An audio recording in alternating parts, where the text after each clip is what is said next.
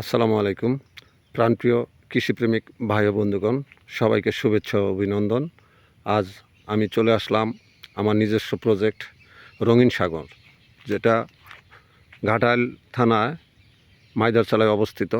এটা টাঙ্গাইল ডিস্ট্রিক্টে পড়ছে অবশ্যই। এখানে আমার এই প্রজেক্টে 15,000 কলা আছে।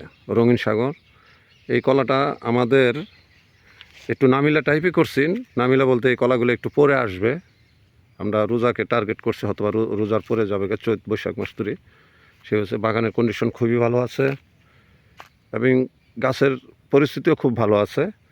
গাছে সার দেওয়া হয়নি এখনও। ক্ষেতটা বাগানটাকে আপনার নিড়ানো হচ্ছে।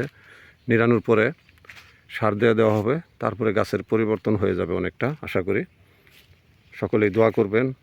বাগানের পরিস্থিতি মোটামুটি ভালো আছে আল্লাহর রহমতে। আল্লাহর কাছে লাখো কোটি শুকরিয়া। এটা হচ্ছে আমার